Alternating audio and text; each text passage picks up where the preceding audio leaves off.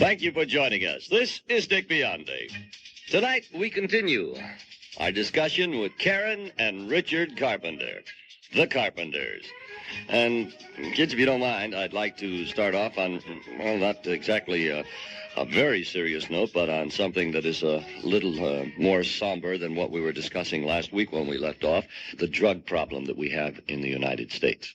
Me personally, I have no interest in it at all. I mean, other people do what they do, fine. I mean, it's not up to me to judge other people, but I am just petrified of that stuff, and I don't want to get anywhere I'm all against it, man.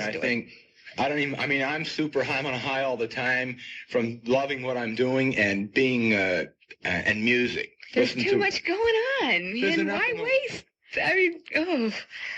For me, myself, Yeah, for myself. Do you agree that it's an escape from reality by using this, or a cop-out? Sure it is. It heightens your senses, which may be groovy, but you, whether you're using 10% of your brain or not, you were made. You're on the earth the way you are, and there must be a reason why you're on the earth the way you are. I don't agree with fooling around with your body. That's about it, you know? And people do it because they want to get high. It's like when you're upset sometimes, you want to go juice it up.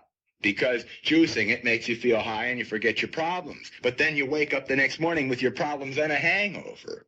It's even, I mean, that's no way to get. You got to solve your problems, man. You got to just go right in and solve them. Forgetting them for one night, that's not going to do anything. I mean, that's the way I feel about it. You know? I'd like to ask the Carpenters, if you don't mind, to pick out, each of you, one at a time. Karen first, pick out a tune from your new album that you'd like the folks to hear. I would like them to hear Maybe It's You. Can you tell us a little bit about it? Well, let's see, I think it's about, 3-4 years old. 3, yeah. And it was written by Richard. And it's always been one of my favorite. I think the lyrics are just sensational. They were written by a guy named John Bettis that Richard has written quite a few tunes with. I write the tunes and he writes it. Yes. And I just dig the tune. You know, and it was laying around for a long time. We never really got around to it. And then one day Richard says, boy, I wonder what Maybe It's You would sound like, you know. And we did it at the last minute. And it turned out 10 times better. Oh, it really came out nice, and I really loved the tune. So that's the way it happened.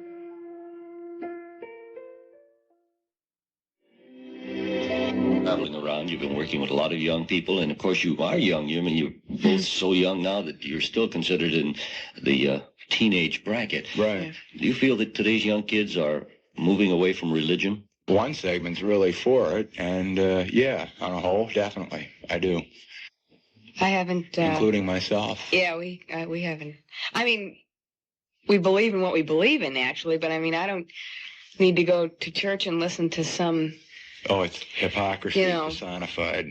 Well, this is what I was going to ask. I was an organist in a church. You know, preacher telling me what to believe in. I don't dig that at all. I mean, I was an organist, and the people, I heard them in, and the way that the ministers talk about the people, you know, and this is such a thing really with me. Insulting. They sit there and they read.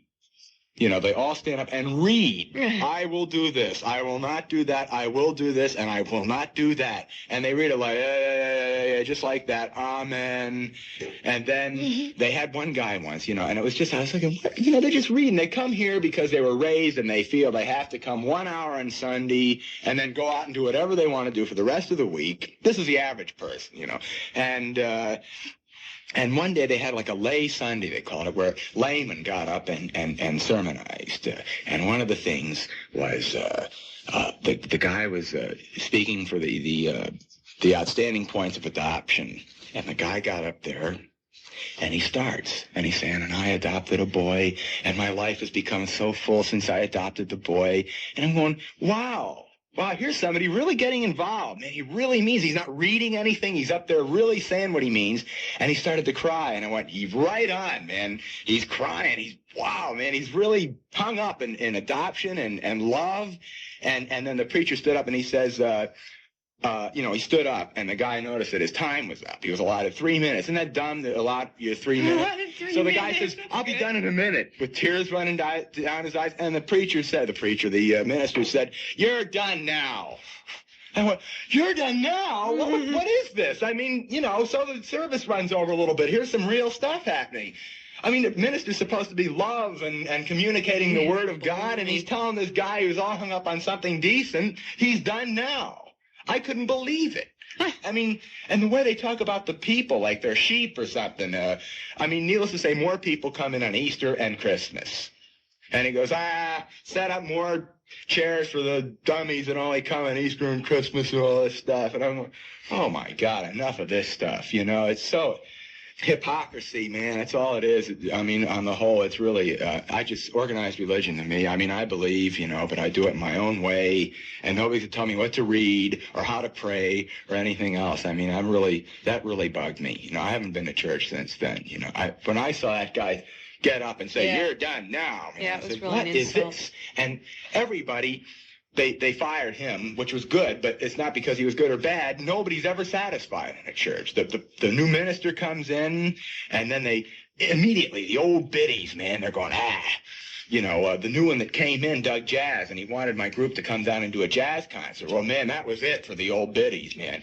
Jazz in a church? We didn't even play in the church. We played in the fellowship room or whatever. And the proceeds went to some, horrible stuff, jazz, And what I found out after that was that they drove that guy so nuts. He was badgered by everybody. He ended up quitting religion, and he's selling cars in San Diego. Karen, things are really getting Isn't that weird? Forgive me for interrupting, though, Richard. I want to get to Karen on a subject. Women, I think, are more sensitive on this point. Are you optimistic, or are you scared about the world? Do you feel that we're going to solve our problems, or are we all going to go up in a big bang? I think that the way things are going now, I think things are getting more messed up every single day. Like you go into, like traveling and stuff, you go into some towns and they're friendly. Some towns are just so hostile. I mean, you can't believe it. It's just upsetting to see, because you go up, like I'm not going to mention the city, but we went in, and you say, well, hi, how are you? I'm going, well, okay, I take my hi back. It's just, people are so hostile. They don't want to see each other. They want to stay in their own little thing. They don't want to be bothered with other people. And I think that feeling in some places is spreading, and it's getting worse, and people they're fighting and killing each other, and nobody seems to be solving anything. It just seems to be getting worse. The nicer the people. I mean, on a whole, I'm not saying there's not nice people in each town. It's not that. But when you're with a bunch of people, I mean, you saw like what happened with the Beatles, with the mobs, and how people can become a totally different thing when there's mob action. When there's, a whole nother side of you may not even know exists comes out, when you're with a whole bunch of people. And I think that, the world's overpopulated, and I really think it's going down, boy. I mean, I'm glad I was born now, and I'm seriously wondering about ever having, about bringing a child into this world, I mean, that's my feeling. I think things are really, when I turn on the news, and death, killing, and hatred all over the place. It's really a drag. It's really getting, and... Let me move to a subject that is not as somber and as depressing. What do you think of the current wave of permissiveness as far as nudity on the films and free love, free sex, and so forth? I like the idea of people being free to do what they want to do, but I think a little of it's gotten a little out of hand. Do you believe in censorship? No. Not to Definitely the point not. of where just because one person disagrees with another one, they have the right to take it away from them. No. Very confining. Can be very destructive. I mean, TV could really be something else. Yeah. It's garbage now. Yes, it's really bad. Garbage City. They knocked off one of the best shows on the air. It was the Smothers Brothers. They just said it the way it was, boy, and they got stopped flat. That's why, my favorite group, the Beatles, but the Mothers of Invention, I think that was a genius, because you listen to, Absolutely Free or We're Only in It for the Money, man, they really hit home. It's all laid out, boy, right there. I'm not saying I back some things, but there's no reason. In other words, they're there, and you don't have to go see a nude film if you don't want to go see it. Yeah. It's all up to the individual. Yeah, Don't put let it be down. there. and you can choose whether it's a free country, you know, in that respect. You can go or stay home, you know. Yeah, plus just don't you've got put a it lot down. of people that are putting it down, breaking their necks to go see it. That to me is the most disgusting thing, you know. That's all open these- hypocrisy, in other words. Oh, Right. really sickening. You mentioned television. I want to just get back to that quickly. What would you like to see on television, aside from having the Smothers Brothers back? But what do you think would help television? Get off this garbage with the people, the things that make, you know, with the witches and the, I'm not going to get sued situation anything. comedies are really dumb. Yeah, I mean, if you can have a situation comedy, like a husband-wife thing, you know. Well, like the old I Love Lucy shows were brilliant, you know. I mean, well, they were slapstick, which is great. It's a thing in itself, and they were good at what they were. But now, slapstick's sort of gotten passe. And you can't do anything that's far out, like a good R or X-rated movie, like The Graduate or something. It's just so bland. It's just bleh. You know, you turn on some of these new comedies, supposedly, and it's just dialogue, little cute things with the cute little boy and the husband. You know, the big thing now is either you're divorced or you're a widow or you're a widower and you've got magical powers to make people float around or make the husband get in trouble. It's garbage, man. I mean, I just, you know, you get all that stuff off and get a good comedy like Dick Van Dyke. Now, that was an excellent show. Good comedy, you know. You can bring that back. I mean, some of the shows are good to me, like... Carol Burnett. That's a good one, but I mean, like, that's a good variety show. And the dramas, Hawaii Five-0 and... Marcus Wally? No, I think that, man, with the doctor going around. Come on. I mean, you know... You were asking for... No, I mean, that's what I mean, man. You got the doctor that's completely involved with every patient, and he gets into his Chrysler, and he goes and does house calls and all this. I mean, come on, you know? I mean, we had a groovy doctor in New Haven, but even he doesn't make house calls anymore. Well, heck no, man. Are you kidding? God, you know, you got to pay him to get him on the phone. I want to ask you both something. This is way off the subject we were just on. But both of you had a hit record. And even though you paid your dues, you became well-known, established artists very quickly. Have you been taken by the Sharpies in the record business? No. Not with our record company, definitely not. No, I think, you know, you usually get... I mean, honestly, I've got to say we've been very well protected, you know, because we've been sheltered by the one and only Herb Alpert. He's, you know, watched over the whole thing. And A&M's the greatest company. Yeah, they are. Because a musician straight, you know. owns it. I mean, well, Jerry Moss, I mean, he's a business thing, but in other words, there is a musician. The way the whole thing is set up, it's not set up like a... I mean, it's set up like a company, but it's set up like a home. It's a home. You can do what you want. Musically, they let you do what you want, and we've been lucky that way. I mean, we got to do what we want, and we all lucked out. But I mean, there's everybody, you know, the royalties where you hear about, you know, like the Beach Boys losing $2 million because the record company decided to take some royalty money from the Beach Boys to make up for an act they lost money on, stuff like that. A&M has an IBM 360 computer that pays all the checks and keeps track of all the royalties. And we were just, you know, discussing getting a business manager. And he said, you know, A&M's the only company he's ever seen. They audited. They made two mistakes, and it was for the benefit of the artist. No, I think, you know, on the record company scene, we've been very fortunate that way. A&M sounds like, excuse the expression, a white Motown, a family unit. That's what it is. They bought the Charlie Chaplin studios. It's a whole lot in itself. It's a lot. It's like a movie lot. You can't get in unless there's a gate and a guard. To be there, and you it's know, just, and you get in, and it's like a great big home. It's really far out. You know, you go in and you're all away from people, and it's all. You know, it was all personally built by Herb and Jerry, and they designed it the way they wanted to. The offices are like great big living rooms. You know, it's just the studios are like living rooms. They've got all chandeliers and monstrous leather couches, and it's just like, you know, you take your shoes off and you record whenever you feel like it. You know, 3 o'clock in the morning. It's too much. You know, they got televisions and all sorts of stuff. And we ended up getting Herb's agent and his manager.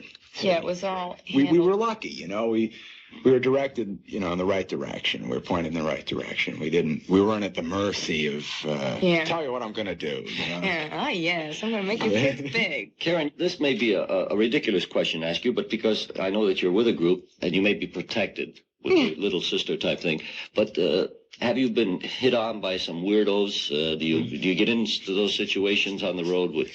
We meet an awful lot of nice people on the road, the way we should meet them. I mean, you know what I mean? Like, we come into a town and our promotion men and our, you know, our record men and our agents and things like that. And they're all great guys, you know, and which is fine. But we got some letter in where was it? In Miami from some guy. It was a riot. I mean, it was like a 90-page. And he said he'd been to our first performance and our third performance and our fifth performance, and he was coming to the end performance. And he went, you know, the whole letter was just on and Weirdness. on. And then he was a little strange. But then towards the end of the letter, you know, he said he was going to be at the last performance, and he then went on to tell me what he was going to have on. He was going to have on, you know, blue pants and an orange shirt, and he was 21 years old, and he was had blonde hair and blue contacts, accenting his blue eyes. Yeah, man. And I just about fell in the floor, you know. This place was rather small, and you knew it would be very easy for the guy to get in right and be able to get backstage, you know. So I put a guard. I told all the guys in the group, I said, no way, you know. So I went out the lobby, you know, with 9 guys around me, you know. And I saw him heading towards backstage, and I just said, oh, okay, bye. And I went the other way. You definitely run into your share of weirds. That's what happens, you know, when you're in the public eye and out with the millions of people, you know. It's. I mean, there's definitely a percentage is greater of groovy people, but definitely weirdos. I had one cat call me in Toronto, you know. Because some hotels you can put a hold in the phone, and the operator calls first down at the desk and says, "Would you like to speak to?" But they want to speak to you. Do you know them? And you say yes or no. See, they're not in Toronto. And the phone rings, and I pick it up, and it says, "Richard."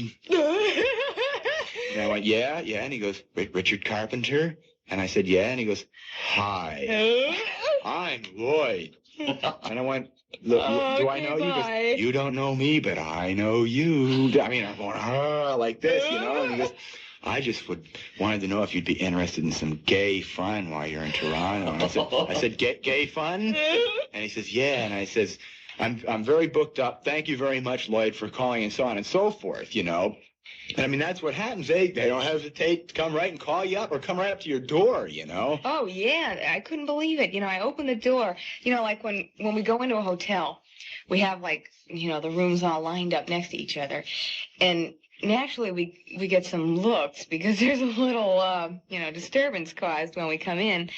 But usually there's all... at one time or another, all 4 doors are open because the other one can't stand to not know what the other one's doing, you know. In the group, you know. Yeah, in the group, you know.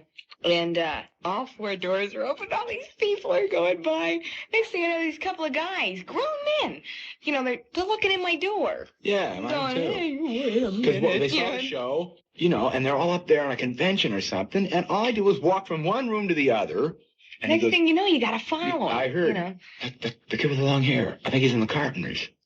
And the guy, the door was left at a crack. Right. And I'm in on, you know, not undressing, but, you know, doing something, and the door opens. And the guy's staring in. You know, they think really, you know, people have a weird thing when you're when you're in show business or when you're in the public eye. They think, you know, that you're not human or something. They can just open the door and look at you. Or do whatever they want. Really, it's really strange, you know. And you figure, I said, you know, do you what mind? You know, can I help you? Oh no, I just saw you. You know, I just saw you. I came to look. Well, I'll be on display from 2 to 3. You know, and it's really weird. Carpenters, I know you can't answer this because you don't know what's ahead. But what would you like to do in the future? Say, for both of you, do you have any ultimate desires that will satisfy you, or will you ever be satisfied? Well, we're satisfied in what we're doing right now. Yeah. for right now, I mean, I just want to keep doing what we're doing. I don't want to change anything right now. We just want to keep, if we can, churning out the records, you know. But I'm talking now, let's say, when you're 45, 50 years old, you want to have enough money in the bank so you can just buy a ranch or something? Right. Definitely. Except for do what you want. Well, I don't know. I mean, if you settle down and just retire, you get old before your times. I mean, I want to keep active in show business. I have no idea in what capacity in another, I don't even know what's going to happen in 5 years, what I'm going to be interested in. But the money and the owning what you want and being able to, to get married and not have to struggle. I mean, I'm single now and I want to stay single until I'm settled down as far as I'm on the road. We're both on the road all the time, which is no way to be married. No. And I'd like to find the right chick and sort involved, of stay in show business and yet settle down and just go out when you feel like, sort of like Burt Bacharach, He just goes when he feels like. Richard, how about you picking out one of the tunes from your new A&M album? Reason to Believe. And would you tell us why you're picking them? It's been around for about, I'm not sure, but I'd say I've heard about it for the last 4 or 5 years. And it's written by Tim Hardin. And I think the tune should be a hit. A million of people have done it. I don't know if it's ever been released as a single. But I think the tune is worthy of being very well known. I think it's simple and it's beautiful by anybody. I mean, I'm not saying our version of it, but the tune itself. And I just, that's why I'd like it to be heard.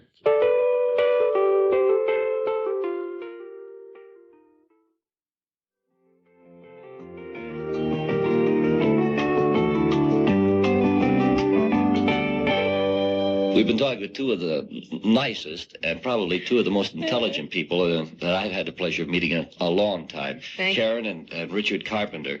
If they do appear in your area, wherever it happens to be, where WCFL is heard tonight, I hope you'll stop in and see them.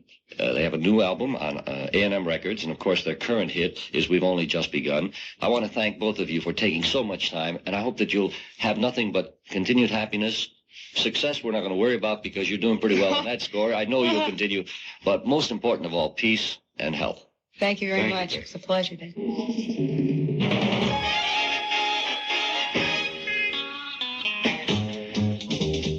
Our thanks to the Carpenters, Karen and Richard. And we hope you'll join us next Sunday when our friends will be the Mob. And I think you'll enjoy their talk and their music.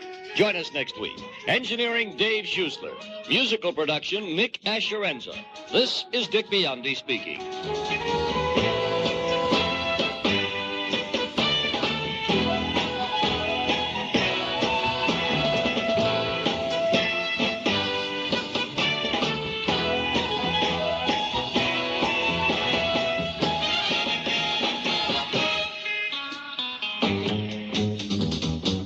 Dick Biondi and Friend, another service of WCFL Public Affairs.